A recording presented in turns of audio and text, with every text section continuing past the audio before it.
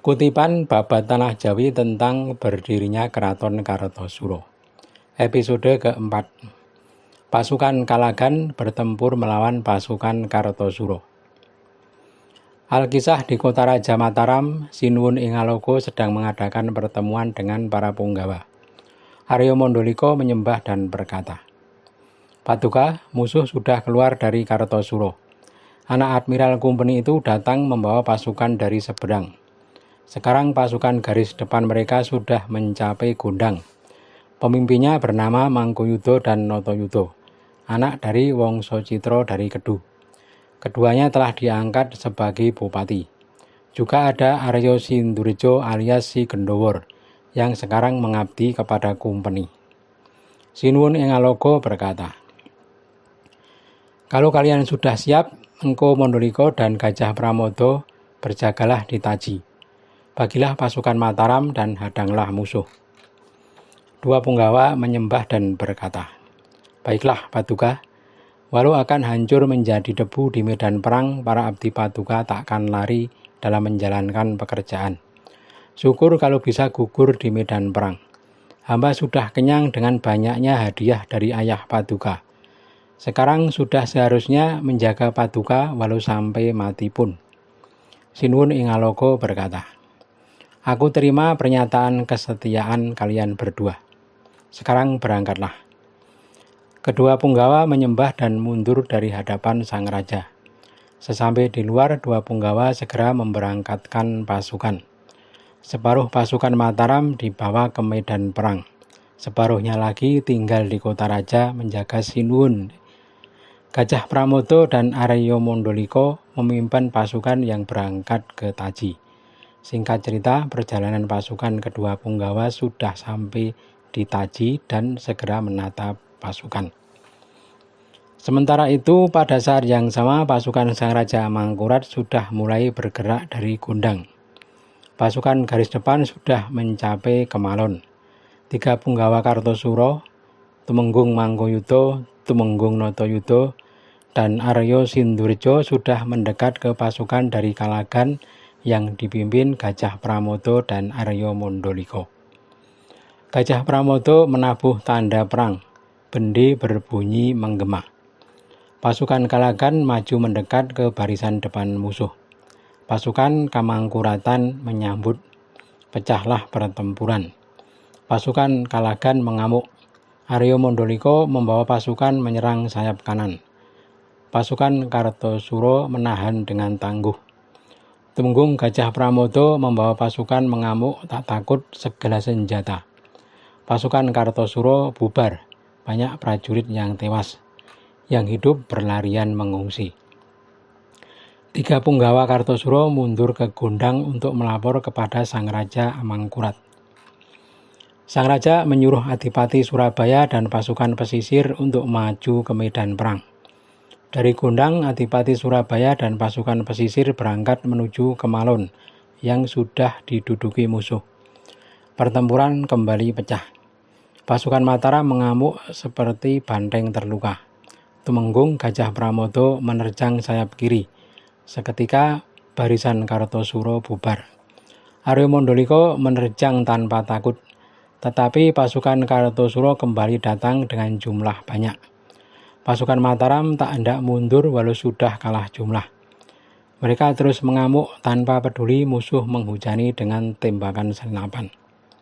Pasukan pesisir banyak yang tewas. Para panglima turun memberi semangat kepada para prajurit. Tumenggung Surabaya, Adipati Jeporo, dan Adipati Demak maju bersama-sama. Pasukan Mataram terdesak. Gajah Pramodo dikeroyok, dihujani tombak dan panah. Gajah Pramodo jatuh dari kuda, tetapi masih memegang tombak. Walau kulitnya tak lecet sedikit pun, tetapi tulang-tulangnya remuk akibat dipukuli dengan gagang tombak. Tumenggung Gajah Pramodo tewas, pasukannya bubar. Pasukan Mataram makin terdesak. Aryo Mondoliko berusaha terus bertahan. Beruntung diselamatkan datangnya malam. Perang berhenti sementara. Pasukan kembali ke markas masing-masing. Pada malam hari di markas Taji, para punggawa Mataram berembuk. Temang Kaleng berkata, "Ayo Ki Aryo Mondoliko, kita mundur dulu untuk melapor bahwa Gajah Pramodo telah tewas dan pasukan kita banyak yang gugur." Berkata Aryo Mondoliko, "Aku takkan mundur dari perang. Engkau saja kembalilah ke Mataram. Laporkan kepada Sinuwun ing Alogo bahwa Dinda Gajah Pramodo gugur." Temang Kaleng segera melesat menuju Mataram. Pagi itu Sinuwun ing Alogo mengadakan pertemuan dengan para punggawa. Hadir Pangeran Pamenang, Raden Ronggo, Raden Wiromantri, Notobroto, Ngabeyi Joyoboyo, Aryo Tambakboyo, dan Surojoyo. Temang Kaleng sudah sampai dan menghadap Sinuwun ing Alogo kaget mendengar Temang Kaleng melaporkan gugurnya Gajah Pramodo. Aryo Mondoliko masih bertahan dan tak mau mundur. Sinuwun ing Alogo menyuruh Temang Kaleng memanggil Aryo Mondoliko untuk mundur ke Mataram. Aryo Mondoliko kemudian membawa pasukan mundur ke Pajarakan dan terus mundur perlahan ke Mataram. Pasukan Kartosuro terus maju. Mereka menduduki Prambanan. Semalam mereka di Prambanan, paginya berangkat menuju Mataram. Sementara itu Sinuwun ing Alogo di Mataram menyiapkan pasukan. Pangeran Aryo Panular, Pangeran Pamenang, Raden Wiromantri, Raden Notobroto, Temang Joyoboyo, Aryo Tambakboyo, dan Aryo Notobroto berada di garis depan. Aryo Mondoliko sudah datang dan melapor kepada Sinuwun ing Alogo bahwa musuh mengikuti di belakang. Berkata Sinuwun ing Alogo, "Bagaimana usulmu menghadapi pasukan Kartosuro?" Aryo Mondoliko berkata, "Patuka, pilihlah tempat yang sempit. Patuka jangan menghadapi musuh di tempat terbuka, karena pasukan Patuka sedikit, pasti akan kalah." Berkata Sinuwun ing Alogo, "Aku tak mau seperti itu. Apa yang disukai musuh aku hadapi. Kalau itu bukan kanda, maka aku tak takut walau hancur sekalipun. Kalau benar si anak Admiral walau berkalang tanah, aku tak akan mundur membela tanah Jawa."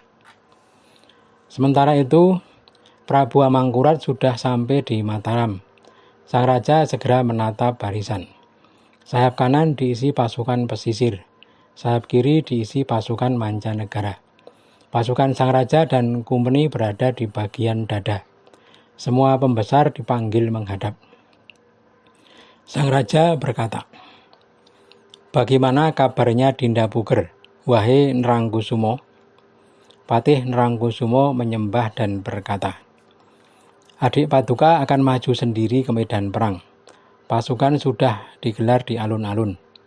Adik Patuka sungguh mengira bahwa Patuka benar-benar anak Admiral. Dia telah lupa saudara sendiri." Sang Raja Amangkurat tersenyum dan berkata, "Nanti kalau berperang hati-hatilah. Bila bertemu Dinda, kalian menyingkirlah. Tetapi pasukannya tumpaslah sampai habis. Mereka itu yang mengompori Dinda untuk melawanku. Ada berapa banyak orang Mataram yang menjadi punggawa Dinda Puger?" Adipati Urawan menjawab, "Banyak orang Mataram yang diangkat punggawa. Si Mondoliko yang menangani banyak urusan." Di tengah pembicaraan datang prajurit dari garis depan yang melaporkan bahwa pasukan Mataram sudah menyerang. Sudah terjadi pertempuran di garis depan. Mereka mengamuk seperti singa lapar. Berkata sang Raja Amangkurat, "Ayo kita segera ke medan perang. Jangan lupa tetap waspada kepada Dinda Puger." Para punggawa Kartosuro segera mengerahkan pasukan masing-masing untuk membantu pasukan garis depan yang telah bertempur. Telah terjadi pertempuran dahsyat di garis depan. Sinuwun ing Alogo sudah bersiap turun ke medan perang. Gending kodok ngorek menggema mengirimi sang Raja Mataram itu.